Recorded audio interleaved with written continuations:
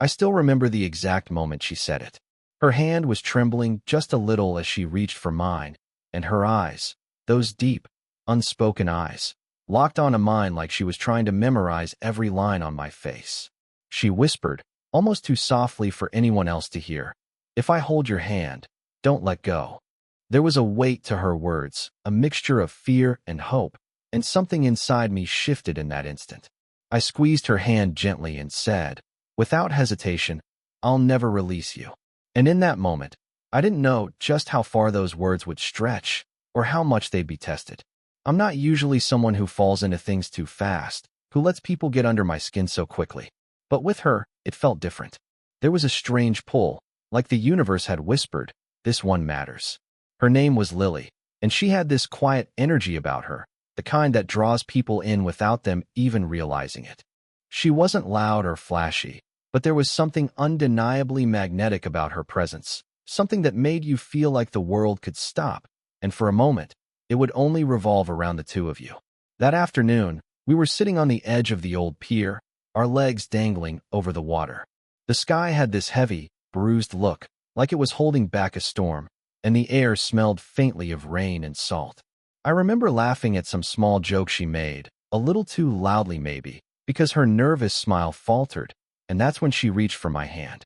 It wasn't just a touch, it was a question, a plea, a promise all at once. And yet, there was something in her hesitation that I couldn't quite place. A shadow behind her smile, a tension in the way she held herself, like she was bracing for something she didn't want to admit. I wanted to ask what it was, to peel back that wall she carried, but the moment felt too fragile to risk shattering. So I just held her hand and let silence speak for me. But as the minutes passed, that small grip began to feel heavier. Not in a physical sense, but in the way some invisible thread tied our fates together, winding tighter with each heartbeat. And I began to wonder, was this simple act of holding hands really as innocent as it seemed? Or was it the beginning of something I wasn't ready for, something I couldn't control? I should have felt happy, I think. I should have felt like everything was exactly as it should be. But instead, a strange unease crept in, whispering that this moment, however beautiful, might be the calm before a storm. And when she finally looked up at me again, her eyes searching mine for reassurance, I knew, whatever was coming next, it would change us forever. And I had no idea if I was ready to keep my promise. Before that day on the pier, our lives couldn't have been more ordinary. I had a routine I clung to. Wake up, work, go home, repeat. Nothing thrilling, nothing unpredictable. And then there was Lily, whose life seemed to run on its own quiet, chaotic rhythm. She had this way of slipping into a room and immediately changing the air, without saying much, just by being there. People noticed her, though she never tried to be noticed. And I, somehow, became the person she wanted to share her moments with, even if they were small or strange. Lily was an artist, though not the kind you see in galleries. She painted with her words, her thoughts, and even her silences. She noticed things others ignored, the pattern of rain on a window, the way shadows stretched in the late afternoon, the faint tremor in someone's laugh when they were hiding sadness. It was exhausting, sometimes, being around her. She carried more feeling than one person should, but it was also intoxicating. And I, for reasons I still can't fully explain, wanted to be part of it. I wanted to catch those fragments of her world, even if they sometimes felt dangerous. We'd met by accident, or at least I thought it was an accident. A rainy Tuesday, my umbrella snapped, and I was soaked and grumbling on the street when she appeared with this calm, knowing smile. Without a word, she held hers over my head, shared a laugh, and suddenly, the day didn't feel so miserable. That moment didn't seem like much at first, but it had a strange gravity. I found myself seeking her out after that, looking for glimpses of that same quiet warmth. Our friendship grew fast, deeper than either of us seemed prepared for. We shared dinners in small cafes, long walks under streetlights, and conversations that stretched into the middle of the night. I began to understand her, but never fully. There was always a layer she kept hidden, a part of her that seemed untouchable, as if she were guarding something vital, something dangerous even to herself. And maybe that's why I felt so drawn to her. I wanted to be the one she trusted, the one she let in, even when it hurt. And now, on that pier, as we sat with our legs dangling over the dark water. All those threads of our shared past were tied together in a single, fragile moment. Her hand in mine wasn't just a gesture.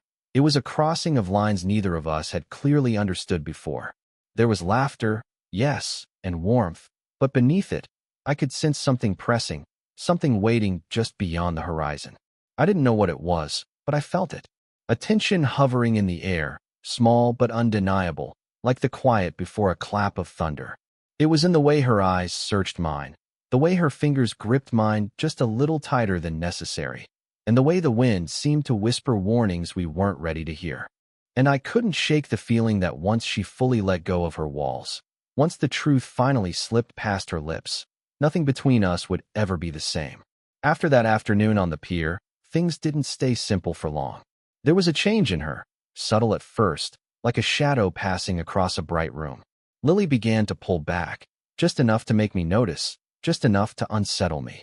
She'd laugh, but her eyes would flicker with something I couldn't read.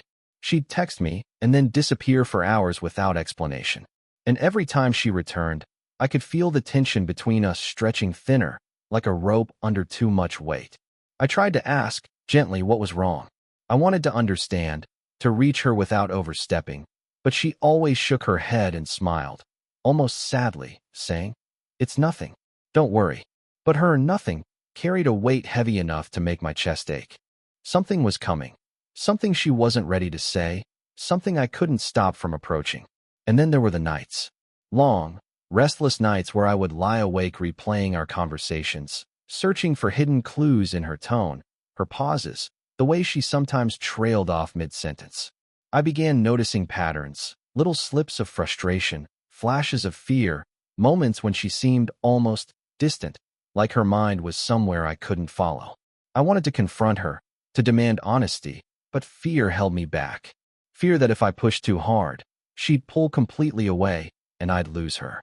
One evening, as rain pelted the window of my small apartment, she came over. We sat across from each other, the silence thick and heavy. I reached for her hand instinctively, and she let me take it, though her fingers trembled this time, not from the cold. "I need to tell you something," she whispered, voice barely audible over the rain. My heart raced. Finally, the truth. Finally, some clarity. But before she could continue, the sound of someone at the door froze us both. Not a knock, not a call. It was deliberate, urgent. We exchanged a glance, a mixture of fear and confusion. Lily's grip on my hand tightened, her knuckles white. "I shouldn't have let you in," she muttered under her breath. And in that instant, the room felt smaller, the air heavier, as if the world itself was holding its breath. Something was coming for us, something tied to the secrets she'd kept, something I had no idea how to face. And as the figure outside moved closer, I realized I might not get the chance to keep my promise at all. The knock at the door didn't come again. Instead, there was a pause, a long, suffocating silence that made the blood in my veins thrum louder than anything else. Lily's hand in mine felt like the only tether to reality. Her eyes, wide and glimmering with fear, searched mine as if asking a silent question. "Are you ready for this?" I swallowed, trying to steady my voice. "Who is it?" I asked, though I already knew she wouldn't answer. She shook her head, her lips trembling. "I can't, not yet," she whispered. And then she did something I didn't expect. She pressed herself close to me, resting her head briefly on my shoulder. The warmth was comforting, grounding, but it couldn't erase the dread creeping in. I could hear her heartbeat, fast and erratic, and I realized mine matched it exactly. Something was coming, and it wasn't just the figure at the door. Minutes stretched into eternity. Every sound, every creak of the floorboards, every whisper of wind outside, felt amplified. The shadows in the room grew longer, deeper, as if they were listening too, waiting for the right moment to strike. And I couldn't shake the feeling that we were trapped, pinned together by our own fear, while the world outside began to close in. Then the sound came again, soft, deliberate footsteps, moving away from the door, but still inside the building. My pulse spiked. I wanted to protect her, to shield her from whatever was coming. But I also knew that whatever was out there wasn't just physical. It was something she had carried with her, something that had been part of her life long before I ever met her. And now, somehow, it had found its way into ours. I didn't tell you everything, she said suddenly, pulling back just enough to look me in the eye. Her gaze was fierce, vulnerable, desperate. There are things I should have said, things that could hurt you. Her words hung in the air, heavy and sharp. My stomach turned. I wanted to push her, demand answers. But even as I opened my mouth, the door swung open slowly, a shadow falling across the threshold. I caught my breath. Whoever, or whatever, was there, it wasn't a stranger. The shape was familiar in a way that made my stomach twist. Lily's grip on my hand tightened until it hurt. Her voice broke as she whispered, I should have never brought you into this. And in that split second, with the rain thrumming on the windows and the dark figure looming in the doorway, I realized that everything I thought I understood about her, about us, about what this was supposed to be, was about to change.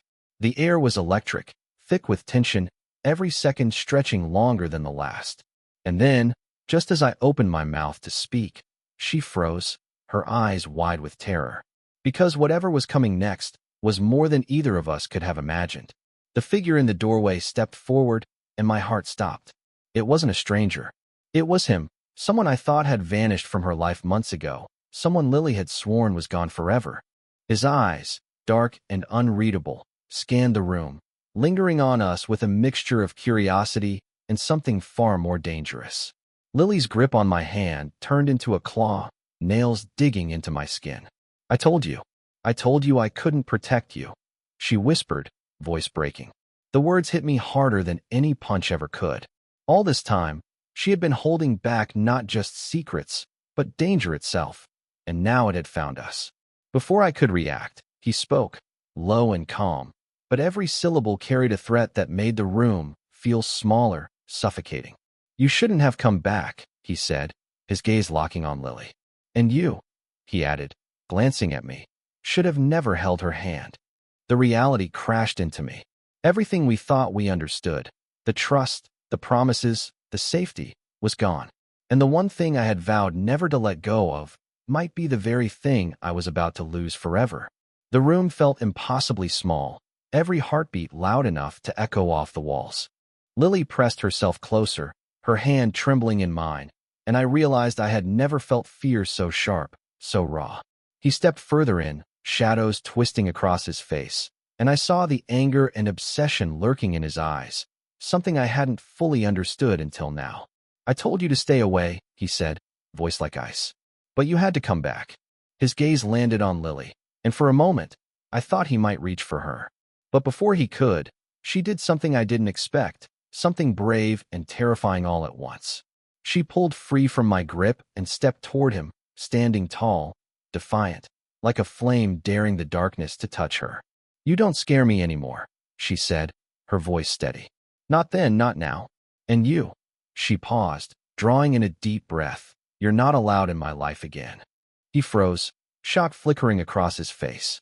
And in that split second, I realized she had been carrying more strength than either of us had imagined. But before relief could settle, he lunged, quick and desperate. I acted instinctively, pushing him back, shoving him toward the doorway, my heart pounding in sync with the storm outside. Then the unexpected happened. He tripped over the threshold and fell backward, a sickening crack echoing through the room. He didn't move. Lily and I froze, eyes wide, hearts hammering. Relief washed over me for only a moment before her hand gripped mine again. I couldn't let him hurt you, she whispered, her voice trembling. And just as I nodded, believing the worst was over, she pulled something from her pocket, a small, crumpled envelope. I should have given this to you sooner, she said, eyes avoiding mine. Everything you think you know about us, it's only half the truth. And in that instant, the calm I'd hoped for shattered. Whatever secrets she had been hiding, whatever danger still lingered, I knew one thing. Our story wasn't over. Not by a long shot. The storm outside raged harder, lightning slicing across the sky, and I realized that holding her hand, my promise to never let go, was only the beginning of the battles we were about to face. The storm passed, leaving the world outside washed clean, but the air inside felt heavy, saturated with everything we had just survived. I sat beside Lily on the edge of the bed, our hands still intertwined, neither of us speaking at first. The envelope she had pulled from her pocket lay between us, forgotten for the moment. It felt like the calm after a war, quiet, fragile, and brimming with possibility. She finally spoke, voice soft but steady. "You deserve to know the rest," she said. Slowly, she opened the envelope. Inside were letters, photographs, and scraps of a life I hadn't known she carried. Evidence of a past tangled with danger, choices made out of fear, and sacrifices she had hidden to protect me. I read through them, and piece by piece, the puzzle fell into place. The man who had appeared at the door wasn't just a shadow from her past. He was the reason she had lived so cautiously, the reason she had tested me in subtle ways before letting me in. And yet, through it all, she had chosen to trust me, to let me hold her hand, even knowing the risks. I looked up at her, and for the first time, I understood the depth of her courage. She had faced monsters I could barely imagine, and had still chosen connection over isolation, trust over fear. And in that moment, I realized that holding her hand wasn't just a promise. It was a choice we made together, a silent vow that no matter what came next, we would face it side by side. We spent hours talking, untangling truths, and sharing fears that had long been buried. The tension, the suspense, the near tragedy, all of it slowly gave way to something warmer. Understanding, trust, and a quiet relief that we had made it through intact. But even as we laughed softly at the absurdity of the danger we'd survived, there was an unspoken acknowledgement that life would always carry shadows. Later, as we walked through the empty streets, the sky turning pale with dawn, I realized something essential.